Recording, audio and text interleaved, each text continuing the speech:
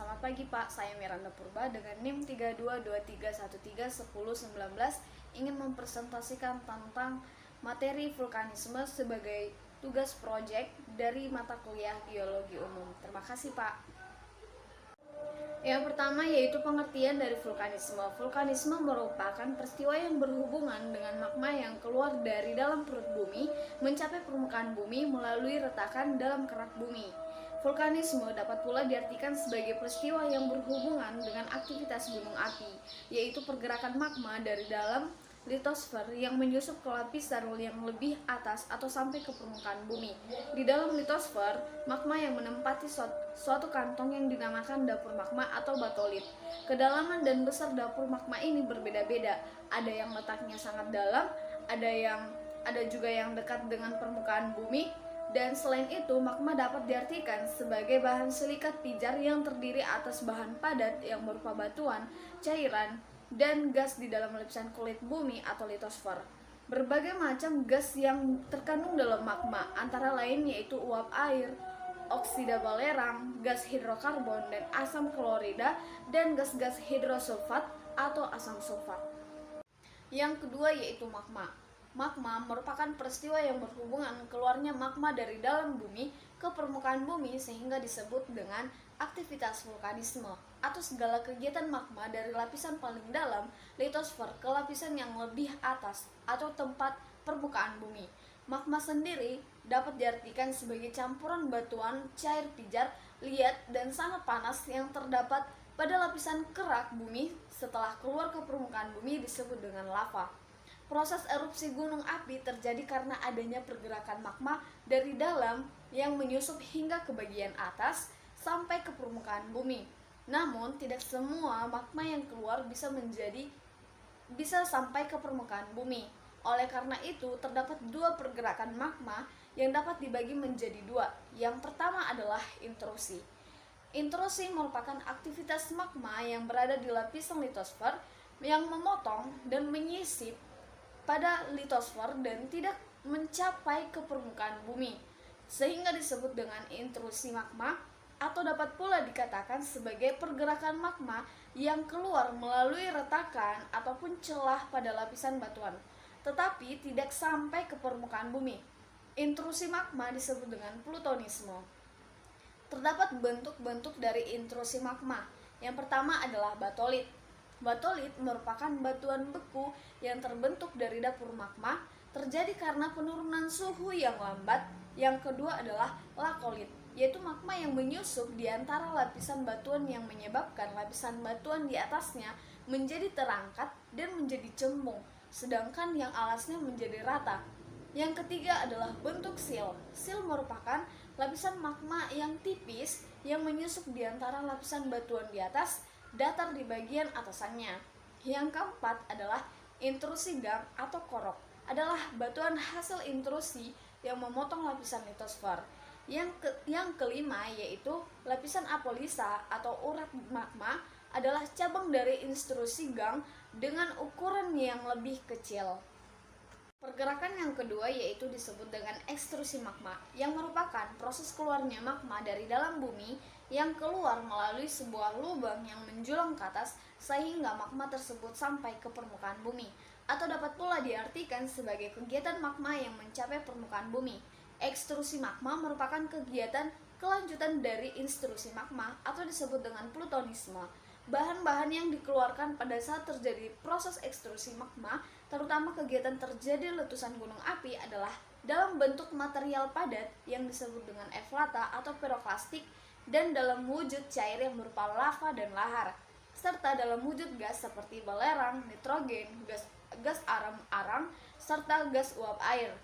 Menurut bentuknya, ekstrusi magma dapat dibedakan menjadi tiga. Yang pertama adalah ekstrusi sentral, yang merupakan magma yang keluar melalui sebuah saluran magma atau pipa bawah dan membentuk gunung-gunung yang letaknya tersendiri.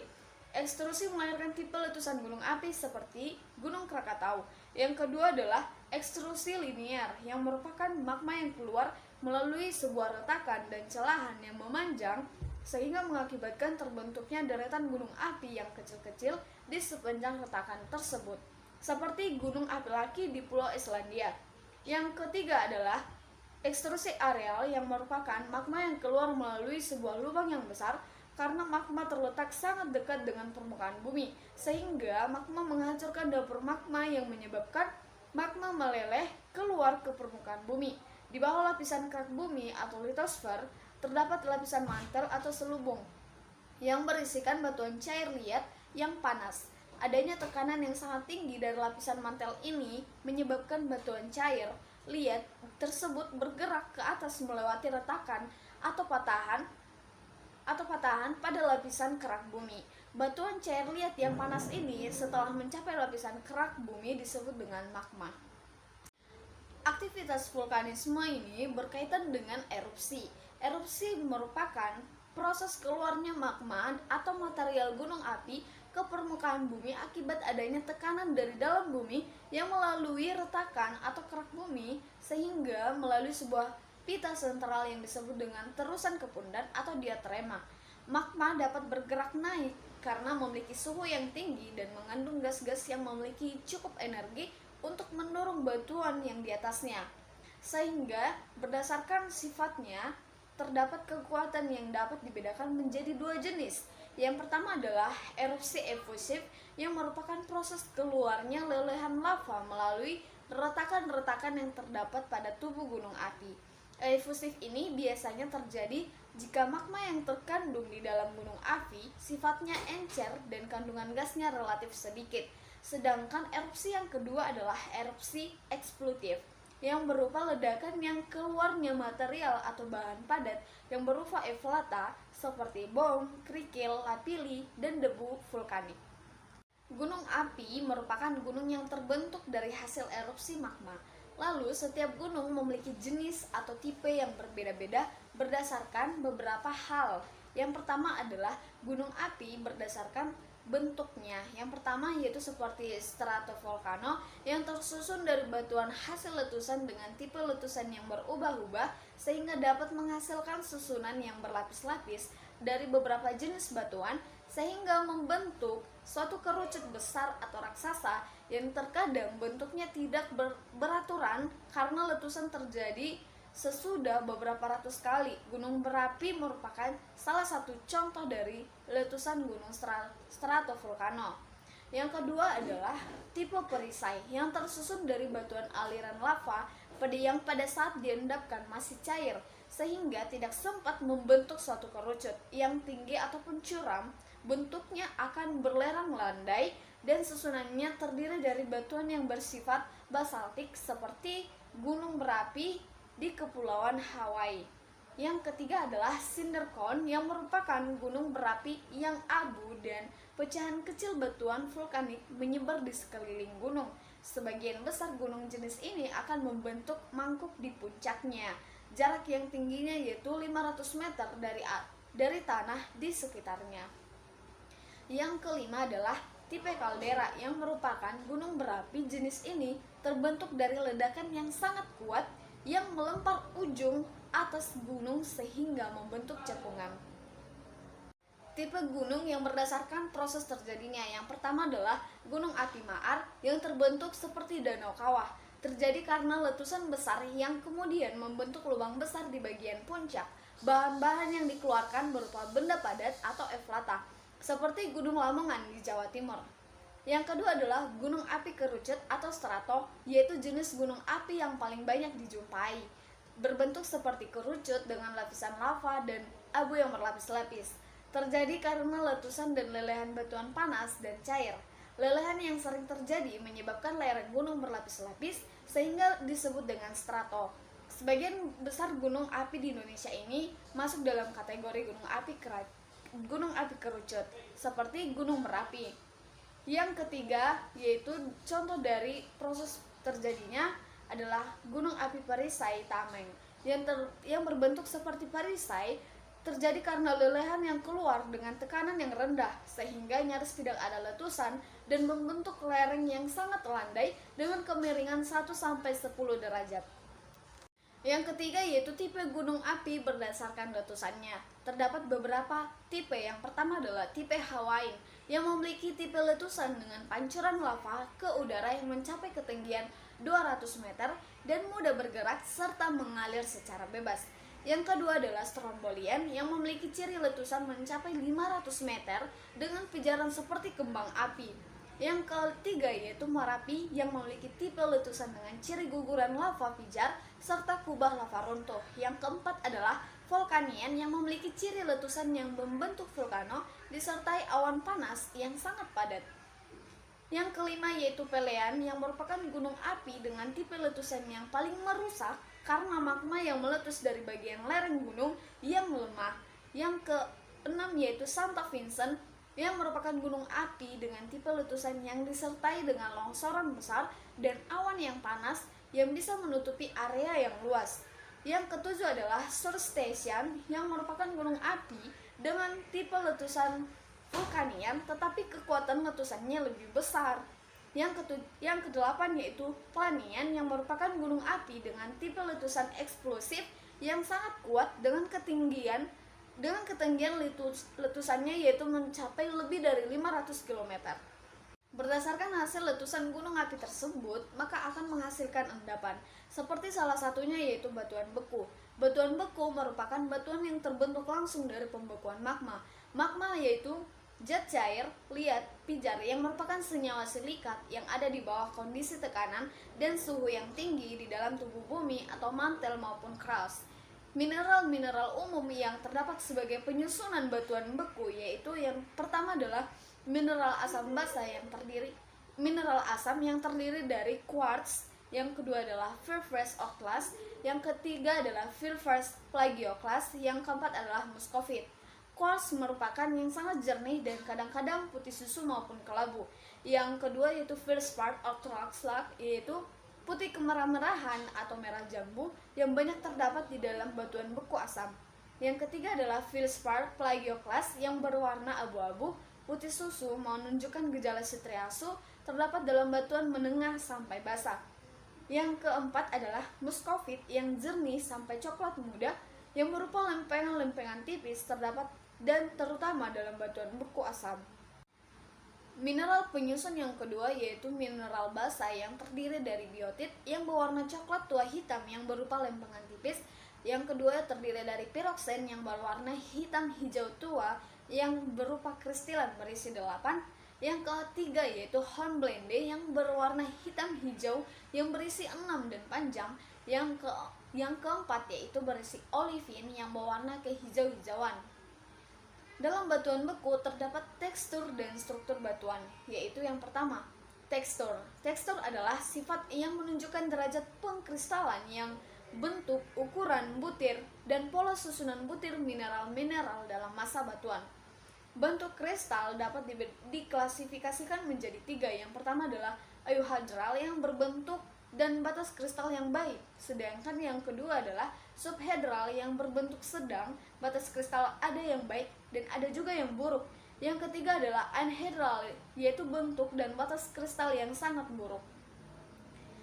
Yang kedua adalah struktur batuan. Struktur batuan adalah menampakkan megaskopik massa batuan atau satuan batuan yang umumnya terlihat paling baik di lapangan daripada penampakan. Struktur batuan terdiri dari struktur batuan beku dalam yang masif, padat, pejal, tidak ada lubang, karena di rongga tersebut diisi oleh mineral-mineral sekunder.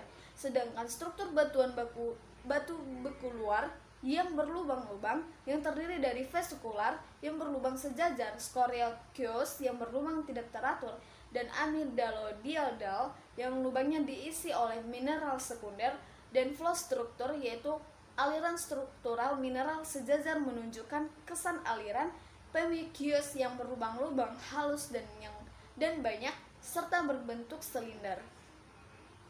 Terdapat klasifikasi batuan beku. Yang pertama adalah batuan beku dapat diklasifikasikan menjadi beberapa bagian berdasarkan letak membekunya magma. Batuan beku dapat dibagi menjadi yang pertama adalah batuan beku dalam yang merupakan batuan yang terdiri dari magma yang membeku di bawah permukaan bumi berdasarkan bentuk tubuhnya dan hubungan atau kedudukannya dengan batuan di sekitarnya. Batuan beku dapat dibagi menjadi batolit, stok, lakolit, steel, dan dike. Yang kedua adalah batuan beku luar. Batuan beku luar yaitu terbentuk dari magma yang membeku pada di atas permukaan bumi sehingga membeku secara dingin dan tidak adanya tekanan panas. Batuan beku luar terdiri dari obsidian, yaitu gelas vulkanik masif yang mempunyai pecahan konkoidal yang berwarna cerah yang mengkilap seperti gelas. Yang kedua adalah pumice, yaitu gelas vulkanik yang berpori vulkanik breccia, batuan vulkanik yang berbentuk runcing. Sedangkan yang ketiga adalah agglomerates, batuan vulkanik yang berbentuk bulat. Yang keempat adalah lapilli-tuff, yang kelima yaitu quartz, dan yang keenam adalah daim-tuff yang merupakan batuan beku luar yang merupakan hasil lelehan disebut dengan lava, sedangkan yang merupakan hasil letusan disebut dengan piroklastik. Batuan beku berdasarkan sifat kimianya yang terdiri dari batuan beku asam yang berupa granit dan riolit. Yang kedua adalah batuan beku menengah yang berupa diorit dan andesit. Yang ketiga yaitu batuan beku basa yang berupa gabbro dan basalt.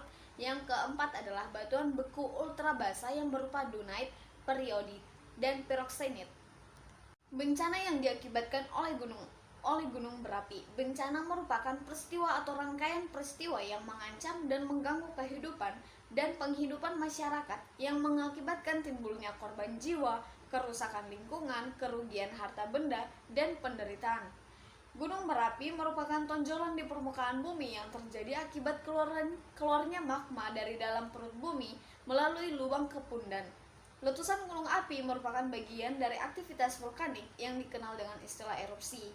Magma adalah cairan pijar yang terdapat di dalam lapisan bumi dengan suhu yang sangat tinggi yang diperkirakan dengan suhu 1000 derajat Celcius. Berdasarkan kejadiannya, bahaya letusan gunung api dapat dibedakan menjadi dua, yaitu bahaya utama atau biasanya disebut dengan primer dan bahaya yang ikutan ataupun sekunder. Jenis bahaya ini yaitu yang pertama bahaya utama. Bahaya utama letusan gunung berapi adalah bahaya yang letusan terjadi ketika proses peletusan sedang berlangsung. Jenis bahaya ini adalah berupa awan panas, lontaran batu pijar, hujan abu lebat, dan lelehan lava. Sedangkan bahaya ikutan yaitu ataupun sekunder merupakan letusan gunung berapi dengan bahaya yang terjadi setelah proses peletusan berlangsung.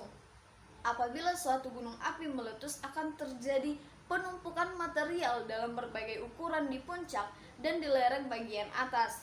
Pada saat musim hujan tiba, sebagian material tersebut akan terbawa oleh air hujan dan tercipta lumpur turun ke lembah sebagai banjir bebatuan.